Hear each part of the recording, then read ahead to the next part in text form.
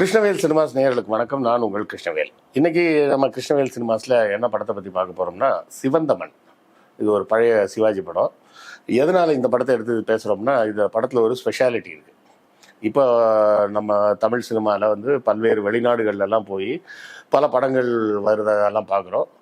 தமிழில் முதலில் கலரில் வெளிநாடுகளில் போய் எடுக்கப்பட்ட படம் இந்த படம் சிவந்தமன். இதில் நம்பியார் தான் வில்லன், சிவாஜி, காஞ்சனா எல்லாரும் நடிச்சிருப்பாங்க. இந்த காஞ்சனா யாருன்னு பார்த்தீங்கன்னா, ஒரு காலத்தில் ஏர் ஹோஸ்டஸாக அவங்க ஒர்க் பண்ணாங்க அப்படின்னு சொல்லுவாங்க. அதன் பிறகு திரைப்படத்துக்கு நடிக்க வந்துட்டாங்க அப்படின்லாம் சொல்லுவாங்க. இந்த படம் வந்து பார்த்திங்கன்னா ஒரு நல்ல கதை. என்ன அப்படின்னு பார்த்தீங்கன்னா, இந்தியாவில் ஒரு ஜமீன், ஒரு சிற்றரசர். அந்த சிற்றரசரின் மகள் தான் இந்த காஞ்சனா. அந்த நாட்டை சேர்ந்த ஒரு சாதாரண ஒரு அப்பா அம்மாவுக்கு பிறந்த பையன் சிவாஜி. இவங்க ரெண்டு பேருமே ஃபாரினில் படிப்பாங்க அப்படின்னு கதையை வச்சு ஃபாரினில் படத்தை எடுப்பதற்கான ஒரு காரணத்தை சொல்லியிருப்பாங்க. இப்போ இந்த ராஜாவை ஏமாற்றி அவர்கிட்ட தளபதியாக இருந்த நம்பியார் வந்து நாட்டை எடுத்துப்பார். இந்த மாதிரிலாம் வித்தியாசமாக அந்த காலத்தில் யோசிச்சு படம் எடுத்தாங்க. இப்போல்லாம் ஏன் அந்த மாதிரிலாம் படம் வரமாட்டேங்குதுன்னு தெரியல. ஸோ இப்போ வந்து அந்த தளபதிக்கு எதிராக ஒரு புரட்சி படை உருவாகணும். இந்த புரட்சி படைகள் வந்து அதோட தொடர்பு வந்து சிவாஜிக்கு வெளிநாடுகளில் வச்சு கிடைக்குது. அப்போ இந்த மண்ணுக்காக நான் போராட வேண்டும் அப்படின்னு அவர் பிளான் பண்ணுறாரு. அதே நேரத்தில் இந்த காஞ்சனாவும் அவரோட காதலியாக இருப்பாங்க. இந்த ஆல்ஸ் மலையின் சிகரங்களில் அப்படின்லாம் ஒரு பாட்டெலாம் கூட வரும். ஆல்ஸ் மலையிலையும் ஆக்சுவலாகவே எடுத்திருப்பாங்க. அந்த காலத்தில் வந்து இது வந்து மிகவும் பேசப்பட்ட ஒரு படம். வெளிநாட்டிலலாம் எடுத்துருக்கிறாங்களாம்ப்பா, அவ்வளோ சூப்பராக இருக்கான், இவ்வளோ சூப்பராக இருக்கிறான் அப்படி இப்படின்னு அது ஒரு பெரிய விஷயமா இப்போ பேசிக்கிட்டு இருப்பாங்க. படம் வந்து பார்த்திங்கன்னா ஃபுல் அண்ட் ஃபுல் ஆக்ஷன் படம் தான். சிவாஜியும் நடிப்பெல்லாம் பின்னி எடுத்திருப்பார். அதுலேயும் குறிப்பாக பார்த்திங்கன்னா அந்த காலத்தில் அந்த பாட்டு வந்து ரொம்ப ஃபேமஸான பாட்டு. பட்டத்து ராணி பார்க்கும் பார்வை வெற்றிக்குத்தான் என எண்ண வேண்டும். பட்டத்து ராணி பார்க்கும் பார்வை வெற்றிக்குத்தான் என எண்ண வேண்டும். நில்லுங்கள், நிமிர்ந்து நில்லுங்கள், சொல்லுங்கள், துணிந்து சொல்லுங்கள். ஆனால் அந்த பாட்டு பட்டையை கிளப்பியிருக்கும். என்னென்னா, படத்தோட கான்செப்டில் வந்து கதையில் என்ன கான்செப்ட்னா, இவன் வந்து ஒரு அடிமை மாதிரியும், சிவாஜி வந்து எகிப்து நாட்டை சார்ந்த ஒரு அடிமை வியாபாரி மாதிரி. அவர் வந்து அந்த இதெல்லாம் குல்லாலாம் போட்டுக்கிட்டு அந்த பிரமிட் எல்லாம் வச்சு அந்த பேக்ரவுண்டில் ஸ்டேஜில் ஒரு டான்ஸ் நடக்கும். சிவாஜி வந்து கையில் ஒரு துப்பாக்கி வச்சுருப்பார். அந்த காட்சி ரொம்ப பார்க்க நமக்கே வந்து ஒரு பரபரப்பை கொடுக்கும். என்னென்னா, 10 வாட்டி சாட்டையில் அடிப்பார் அவர்.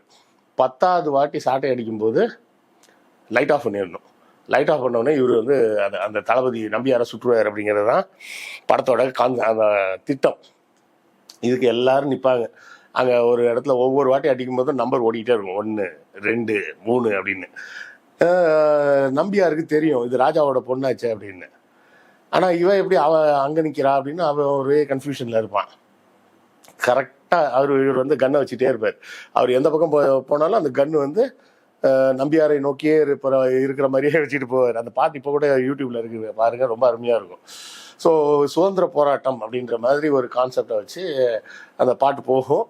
கடைசியாக 10ஆவது வாட்டி அடிக்கும்போது ஏதோ ஒரு கிளிச்சு. அந்த கிளிச்சில் என்ன ஆகிடும், கரெக்டாக லைட் ஆஃப் ஆகி அந்த ஏதோ ஒரு குளறுபடி ஆகி இவர் சுட்டதில் அவன் தப்பிச்சிடுவான். தப்பிச்ச உடனே சிவாஜி தப்பிக்க வேண்டிய கட்டாயம். அப்போ இவளையும் கூட்டிகிட்டு ஓட முடியாது. அதுக்குள்ளே லைட் வந்துடும். அந்த படை வீரர்கள்லாம் சூழ்ந்துருவாங்க. சூழ்ந்தோடனே இவன் மட்டும் தப்பிச்சிடுவான். காஞ்சனா அங்கே மாட்டிப்பாங்க. காஞ்சனா மாட்டினோடனே என்ன செய்வார் தளபதி, நீ எப்படி அவங்க கூட போனேன்னு. நான் எங்கே போனேன், அவன் என்னை கடத்திட்டு வந்துட்டான் அப்படின்றாரு. இவங்க இது விவரமாக, அவன் என்னை கடத்திட்டு போயிட்டான், அதனால தான் நான் மாட்டிக்கிட்டேன். நீங்கள் நல்ல வேலை இன்றைக்கியாவது தப்பிச்சேன். இப்படி தான் டெய்லி என்னை கொடுமைப்படுத்துவான், இப்படி சவுக்கால்லாம் போட்டு அடிப்பான், இது உண்மை, பாட்டுக்காக இல்லை உண்மையிலே அடிப்பான் அப்படி இப்படின்னு போய் சொல்லி அங்கேயே அவங்க கூட சேர்ந்துருவான். அதுக்கப்புறம் உள்ளே இருந்துக்கிட்டே அவள் வேலை செய்ய, வெளியே இருந்து சிவாஜி வேலை செய்ய, எப்படி ஒரு பெரிய படையை ரெடி பண்ணி அவன் நம்பியாரை காலி பண்ணி அந்த நாட்டுக்கு சுதந்திரம் வாங்கினாங்க அப்படிங்கிறது தான் படத்தோட மிச்சம் உள்ள கதை. இந்த படத்தோட முக்கியமான ஸ்பெஷாலிட்டி இந்த படத்தோட முக்கியமான ஸ்பெஷாலிட்டின்னு சொல்லலாம். இல்லை 60கள் 70களில் வந்த எல்லா படத்தோட முக்கியமான ஸ்பெஷாலிட்டியே என்னன்னு பார்த்தீங்கன்னா எம்எஸ் விஸ்வநாதனோட மியூசிக். எல்லா பாட்டுமே நல்லா இருக்குங்க. இப்போல்லாம் ஒரு படத்தில் இந்த ஒரு பாட்டு செம்மையாக இருந்துச்சுல்ல அப்படின்னு சொல்கிற மாதிரி இருக்குது. அப்போல்லாம் பார்த்தீங்கன்னா எல்லா பாட்டுமே நல்லா இருக்கும்.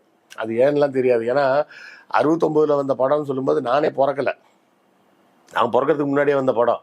ஆனாலும் அந்த பாடல்கள் எனக்கும் பிடிச்சிருந்தது. ஆனால் இப்போ வரக்கூடிய பாடல்கள் எல்லா பாட்டுமே பிடிக்குதா அப்படின்னு சொன்னால் அப்படிலாம் எனக்கு சொல்ல தெரில. இல்லை சார் நீங்கள் பூமர் ஆகிட்டீங்க அதனால உங்களுக்கு பிடிக்கல அப்படின்னு சொல்லி கிண்டல் பண்ணலாம். அப்படி சொல்ல முடியாதுல்ல. இப்போ கூட ரஞ்சிதமே பாட்டு எனக்கு ரொம்ப பிடிச்சிருந்தது. அதே மாதிரி இந்த கோட்டு படத்தில் த்ரிஷா டான்ஸ் ஆகிற பாட்டு பிடிச்சிருந்தது. இப்படி 1-2 பாடல்கள் எனக்கும் பிடிச்சதான் இருக்குது, இல்லைன்னுலாம் சொல்லலை. ஆனால் அந்த காலத்தில் வந்த பாடல்கள் மாதிரி எல்லா பாட்டுமே பிடிச்சிருக்கா அப்படின்னு கேட்டால் சந்தேகம்தான். அதற்கு எம்எஸ் விஸ்வநாதனின் தனித்திறமையான ஒரு இசை அப்படிங்கிறத கண்டிப்பாக சொல்லணும். இளையராஜா ஓகே, அதே மாதிரி ஏஆர் ரகுமான் ஓகே. ஆனால் அதுக்கு பிறகு வந்தவர்கள் அந்த அளவுக்கு ஒரு சிறப்பான தனித்துவமான ஒரு இசையை கொடுக்க தவறிவிட்டார்கள் அப்படின்னு தான் எனக்கு தோணுது. ஐ மே பி ராங். ஏன்னா ஒரு இசையை ரசிப்பதுன்றது ஒரு தனிப்பட்ட ஒருவரின் ரசனை. என் ரசனைக்கு அது உட்படலையோ என்னவோ அப்படின்ற மாதிரி சொல்லலாம். உதாரணத்துக்கு ஒரு சிலருக்கு ரசம் பிடிச்சிருக்கும், ஒரு சிலருக்கு ரசமே பிடிக்காதுன்னு சொல்லலாம். ஒரு சிலருக்கு சாம்பார்னா உயிர் ஓடுவாங்க, ஒரு சிலருக்கு சாம்பார்னா ஆவே ஆகுதுன்னு சொல்லுவாங்க. அது மாதிரி சாப்பாட்டை போல தான் இசையும் ரசனை பொறுத்தது. அதனால நான் இப்படி சொல்லிட்டேன்றதுனால இந்த 3 பேரை தாண்டி மற்ற இசையமைப்பாளர்கள்லாம் நல்ல இசையமைப்பாளர் இல்லை அப்படின்ற அர்த்தத்தில் நான் சொல்கிறேன்னு நினச்சிக்காதீங்க. என்னுடைய டேஸ்ட்டுக்கு ஏற்ற மாதிரி இல்லையோ அப்படின்ற ஒரு சந்தேகம் எனக்கு இருக்குது.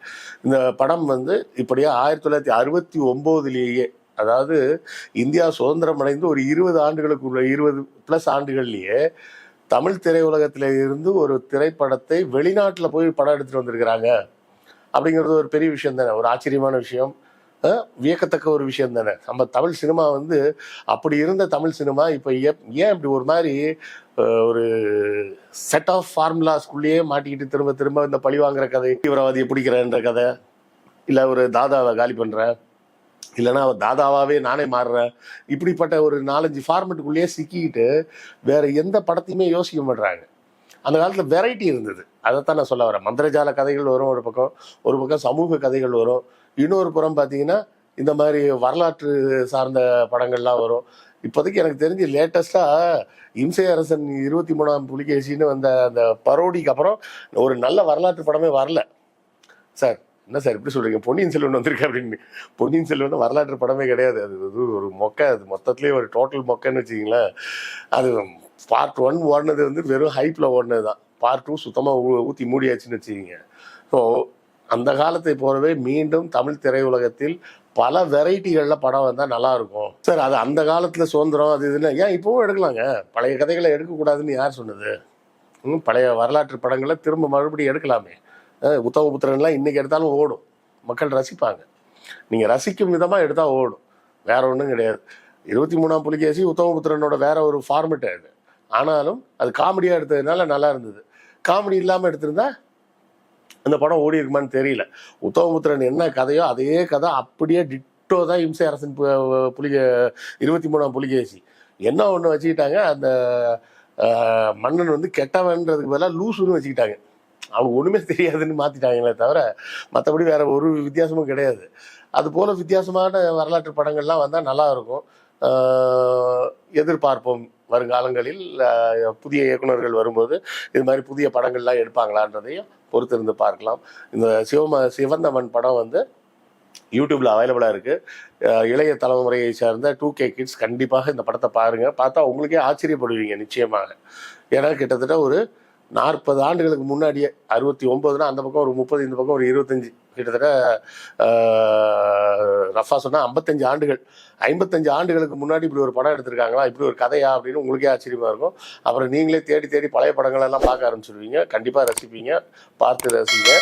ஏற்கனவே பார்த்தவர்கள் உங்கள் கருத்துக்களை கமெண்ட்டில் சொல்லுங்கள், நானும் தெரிஞ்சுக்கிறேன். அடுத்த காணொலியில் சந்திப்போம். நன்றி, வணக்கம்.